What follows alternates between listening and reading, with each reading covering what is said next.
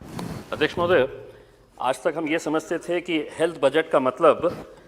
ये होता है कि हेल्थ और फैमिली वेलफेयर के नाम के ऊपर जितने भी हेल्थ की स्कीम चलाई जाती है उसके ऊपर कितना पैसा खर्च किया जाएगा, ये जनरली हेल्थ बजट इसको कहा जाता था, ये हमारी सोच थी। लेकिन जब वित्त मंत्री जी ने ये हेल्थ बजट पेश किया तो उन्होंने इस बजट के अंदर जो कंपोनेंट्स डाले हैं, पीने के पानी की स्कीम का जितना भी पैसा है हेल्थ बजट के अंदर डाल दिया, सार्वजनिक स्वच्छता वो हेल्थ बजट के अंदर डाल दिया, और पोषण आहार जैसी स्कीम्स के ऊपर जितना भी पैसा खर्च किया जाने वाला था, इसमें से कुछ स्कीम्स जो रूरल डेवलपमेंट के नाम के ऊपर जानी थी वो आपने हेल्थ के अंदर लेकर आ गए। और जब ऐलान किया कि हम 137% इंक्रीज किए हैं बजट के अंदर हेल्थ के लिए, तो सारे सदन ने तालियां बजाकर इसका स्वागत किया। लेकिन हमें भी यकीन नहीं हुआ, लेकिन जब हमने जाकर इन आंकड़ों को अच्छे तरीके से पढ़ा तो हमें समझ में आया ये सिर्फ एक खेल था। 137% जो इंक्रीज किया गया है, आप अलग अलग स्कीम्स को इसके अंदर इंक्लूड अगर कर देंगे और ये कहेंगे कि ये हेल्थ का बजट है, नाम क्या दिया गया, पहले ये हुआ करता था हेल्थ एंड फैमिली वेलफेयर, अब इसको दे दिया गया है हेल्थ एंड वेल बीइंग, यानी कि वेल बीइंग के अंदर आपने पानी भी ला लिए, स्वच्छता भी लेकर आ गए और ये दावा कर दिया है कि हेल्थ का। ये हकीकत है, जितने भी मेंबर्स ने बताया है कि जीडीपी का आज हम सिर्फ महज 1%, 1.5% भी नहीं खर्च कर रहे हैं, जबकि हकीकत ये है कि इस मुल्क को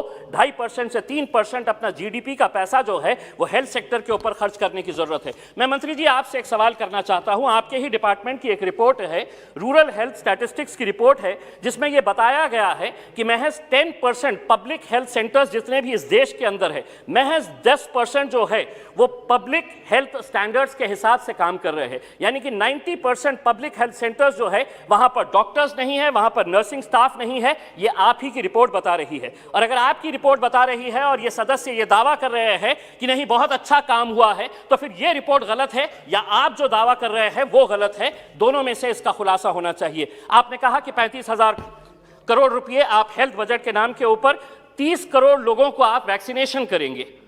लेकिन जिस तेजी से ये रफ्तार से जिस तरीके से ये जा रहा है, एक हेल्थ जितने भी एक्सपर्ट्स हैं उनका एक अनुमान है कि एक साल के अंदर 30 करोड़ तो बहुत दूर की बात है, महज 10 करोड़ लोगों को ये वैक्सीनेशन पहुंच सकता है, यानी कि 35,000 करोड़ उसके लिए रखे हैं। अगर आप 10 करोड़ लोगों तक ही पहुंच सकेंगे एक साल के अंदर, तो इसका मतलब हुआ है कि 10 से 12,000 करोड़ रुपए का खर्च होगा। 35,000 करोड़ रुपए का हिसाब किस तरह से होगा, कैसे खर्च होगा, कहां खर्च होगा, अगर ये आप हमें बताएं तो बहुत बड़ी मेहरबानी होगी।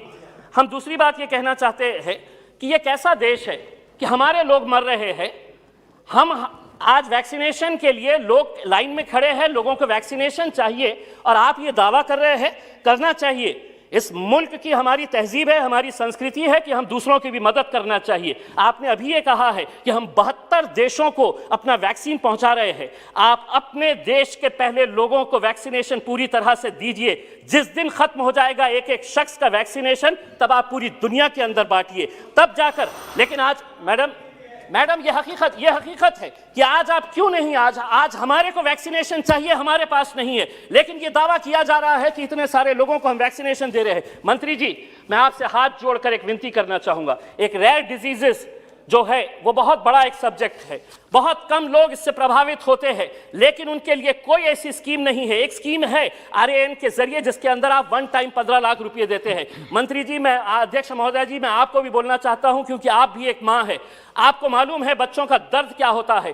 कुछ दिन पहले ऋतुजा नाम की एक 7 साल की बच्ची आई थी। मंत्री जी, उस बच्ची को एक रेयर डिजीज हुआ है, स्किन का एक प्रॉब्लम ऐसा हुआ है कि उसका इलाज ही नहीं है यहां पर, उसके पास पैसे ही नहीं है। बाप एक छोटी सी कंपनी के अंदर काम करता है। वो बच्ची जब मास्क लगाकर मेरे दफ्तर के अंदर आई और उन्होंने कहा कि मुझे मदद करिएगा, मेरा इलाज कहीं पर भी नहीं हो रहा है करके, वो बच्ची टुकटुकी लगाकर दूसरे लोगों को देख रही थी कि सब लोग तो अच्छे हैं, मैं क्यों ऐसी हूं। इसके पूरे शरीर के ऊपर एक ऐसी स्किन डिजीज है जिसका कोई इलाज नहीं है, और अगर इलाज वो करवाना भी चाह रहे हैं तो आपने जो रेयर डिजीजेस के लिए जो पैसा देना चाहिए वो पैसा नहीं दिए हैं। अध्यक्ष महोदय जी, मैं मंत्री जी से अनुरोध करूंगा कि उस बच्ची की जान बचा लीजिएगा किसी भी तरह से, हम आपसे यही गुजारिश करते हैं।